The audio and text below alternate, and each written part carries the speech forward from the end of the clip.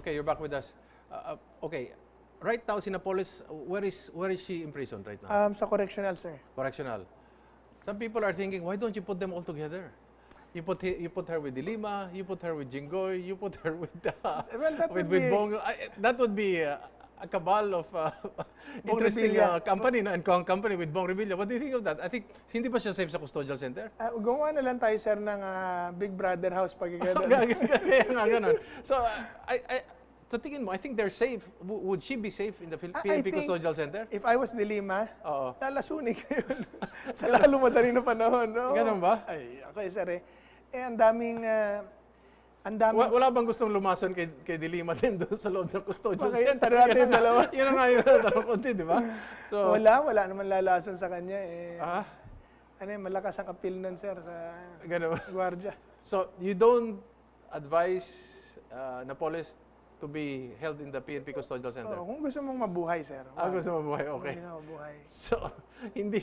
Sir, ang daming kwento na nung pinapirma siya ni De Lima, nung affidavit, yun yung time na uoperahan siya Si Napoles? Oo, pinapirma siya na prepared. She was going to be operated on... Di ba yung kanya nagkaroon siya ng parang cyst sa ovary, tapos na ospital siya, sa stress ba?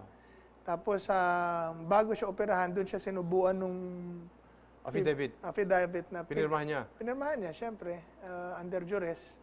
So, ginawa sa kanya ni De Lima ngayon. Nung time naman ni De Lima in office, pinababaligtad naman. There was a time na payag na si De Lima, i-drop yung illegal detention case niya. Pero bigay ka ng pera. Sir, chismis to Okay. Sabi ko, Unverified, para malinaw. Oo, pero unvalidated. You go around dito sa mga chismoso sa DOJ, sa NBI. Ito yung mga institutional memory, sinasabi mo, na kwento, nandyan. Kwento yan Residual memories. Sir. Oo. And so, kung totoo man o hindi, that's enough to cast doubt, di ba? Put doubt. And it is indeed possible na ganun nga po ang ginawa. Yeah. Who has the black book of Napoles?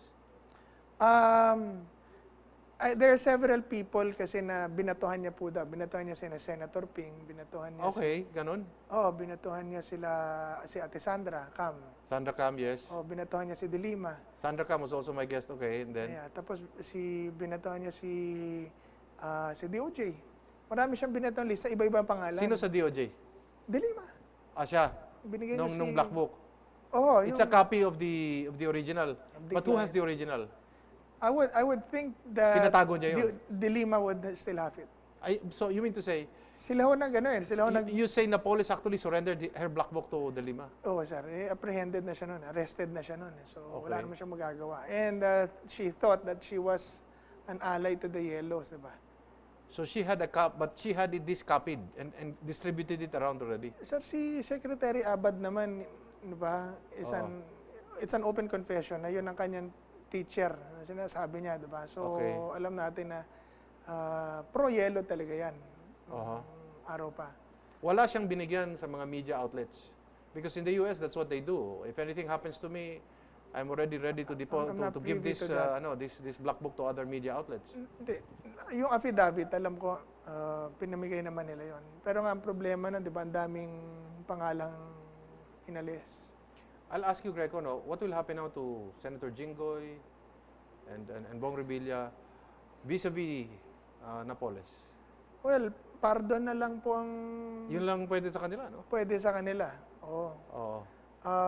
Pero it's very telling of what can happen to the rest. Yun na nga yun eh. There might be a comparison eh. Di ba?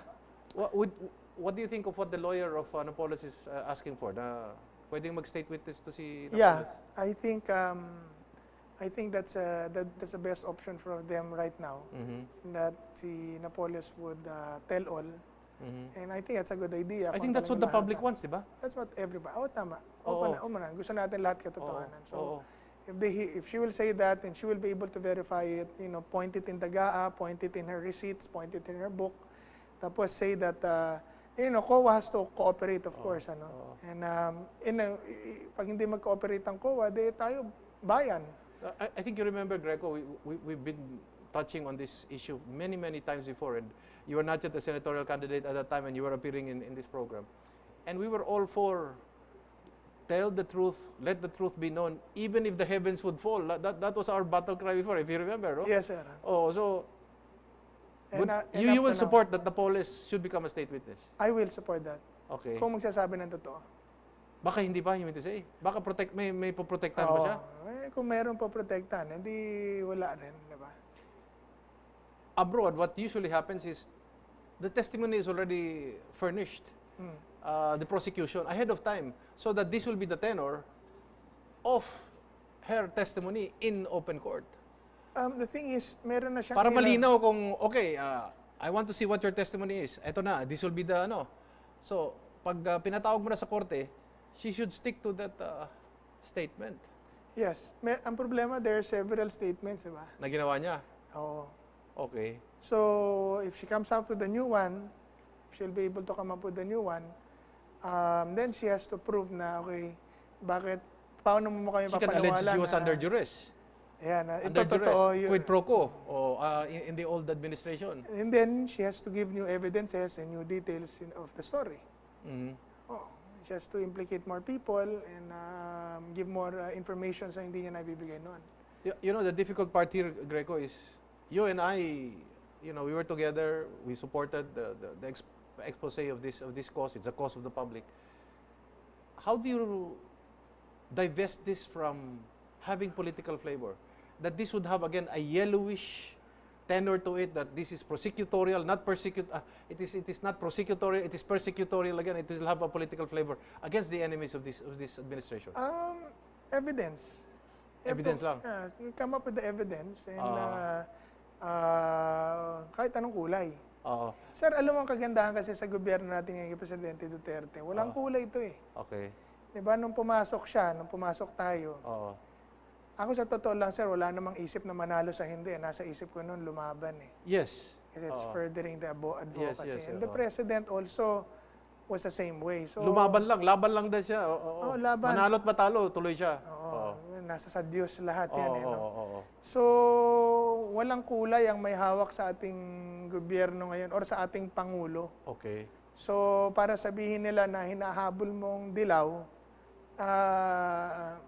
baka maraming ginawa talaga ang dilaw. Pero pagka nakita mo dyan mga pangalan na hindi naman dilaw, mga pangalan na kumampi rin naman kay Presidente, nandyan naman po lahat eh. So, investigation should be in that tenor. And shouldn't we look at this, if ever Napoles becomes a state witness, this should be a colorless approach to justice because Correct. ang hinahabol natin, kung sino lang naman ang mga principal authors nung DAP at nung pork barrel, hindi ba?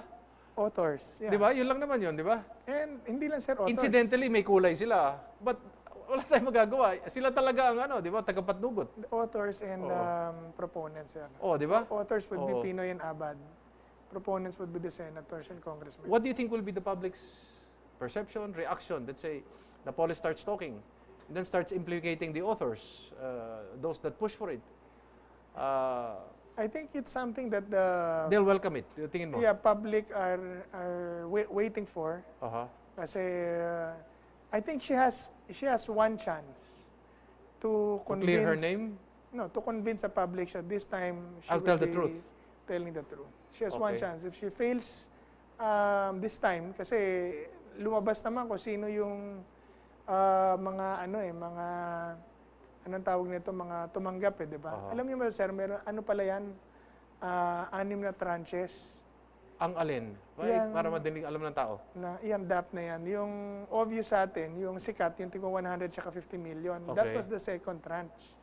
There were 6 tranches. There were 6 tranches. Merong set nung una, prior to the voting. Yes. Merong after the voting. Merong after the voting pa. Okay. So, ang sikat sa atin, 50, 100 million, are yung DAP na inirelease pagkatapos silang bumoto. Pero yung natanggap nila before, tsaka after, like for example, si Trillanes, 250 million ang inabot nung kanya, ayon sa DBM. Hindi natin alam yun. Third biggest pala yan si Trillanes. Hindi pala si Drilon ang pinakamalaki.